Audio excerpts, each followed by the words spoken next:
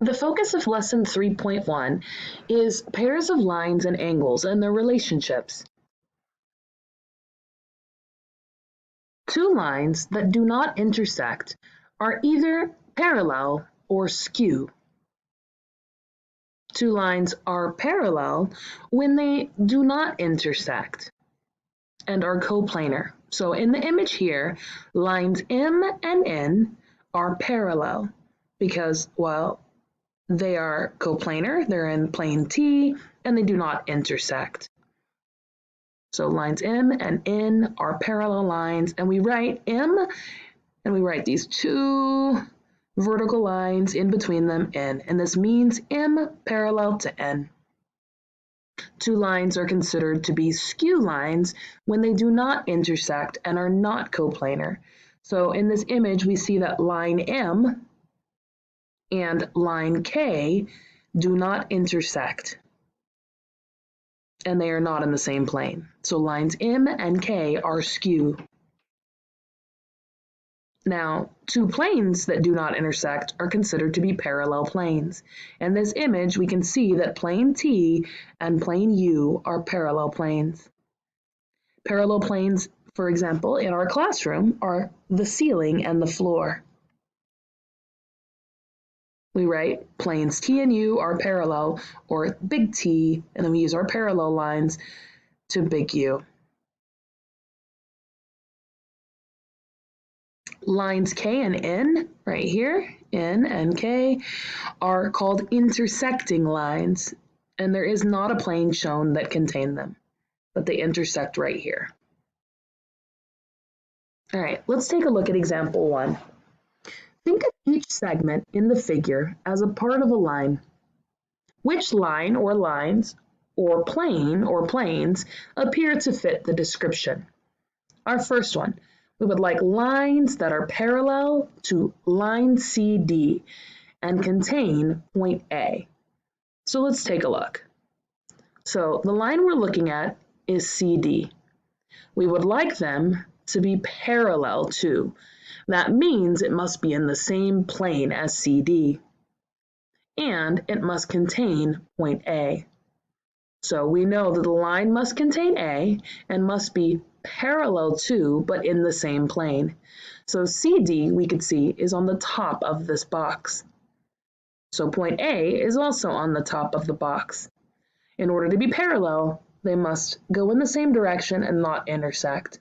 So we can see here that AB would be parallel to. So we are going to say line AB is parallel to CD and contains A. Now let's look at the next one.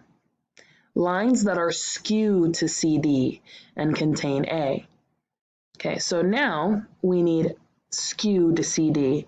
Now remember, skew means not in the same plane and does not intersect. So let's take a look at our image.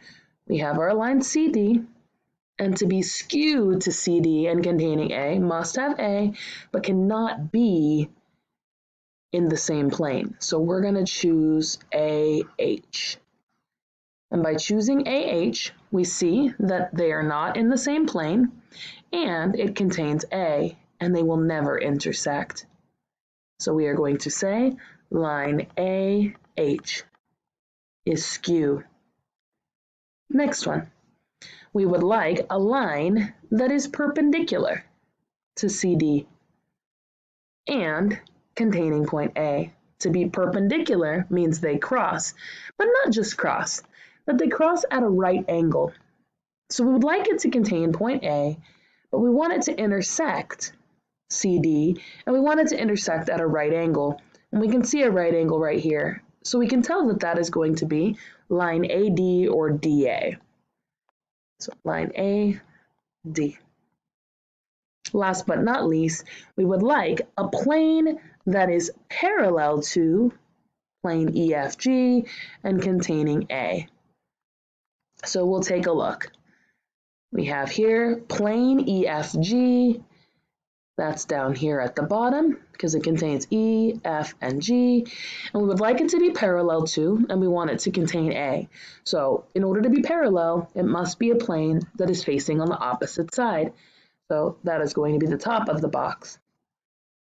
And so remember, to name a plane, we need 3 points. One of those points is A, and then how about we use B and C? So plane ABC is a parallel plane. Now it's your turn to try. Look at the diagram here in example 1. Name the lines through point F that appear to be skew to line EH. Pause the video and give it a try. Check with your teacher to see if you got the answer. All right, let's take a look at some new postulates. Remember, a postulate is something we accept without the need for proof. A parallel postulate says this: if there is a line and a point not on the line, then there is exactly one line through the point parallel to the given line. And then postulate 3.2, the perpendicular postulate. If there is a line and a point not on the line, then there's exactly one line through the point perpendicular to the given line. Example 2. The given line markings show how the roads in a town are related to one another. Name a pair of parallel lines. Now remember, parallel lines are those going in the same direction, right? They will not intersect. In the world of mathematics, when lines are considered parallel, we see somewhat similar to the congruency markings.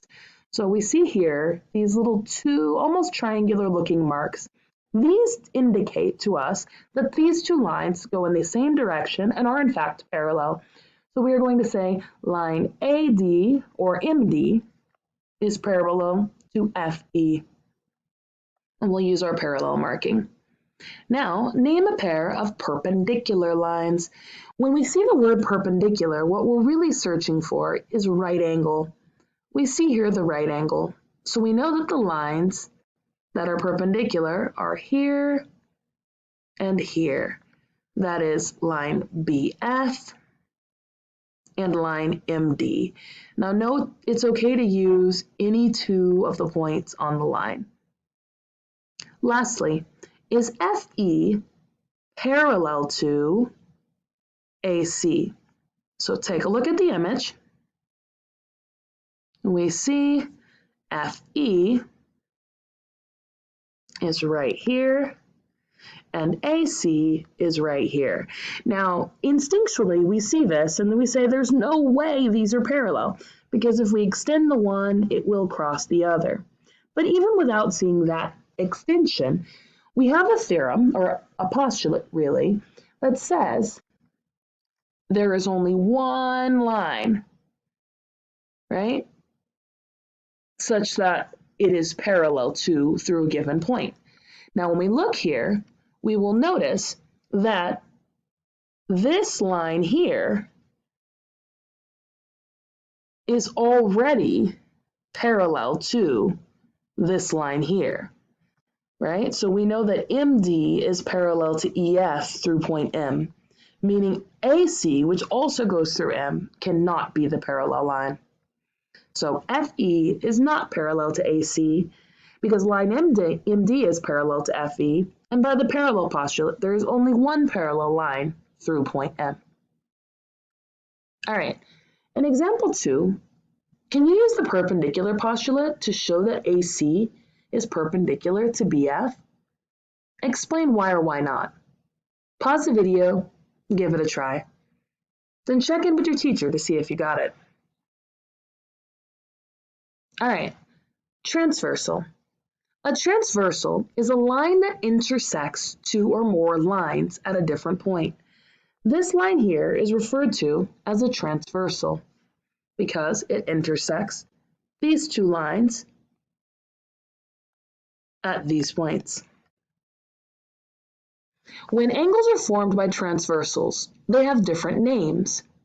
If two angles are corresponding angles, when they have corresponding positions, I like to think of it as a group of angles, a group of 4 angles, a group of 4 angles. If you sit in the same position but in a different group, you are corresponding angles. Then we have what are called alternate interior angles. These lie between the two parallel lines.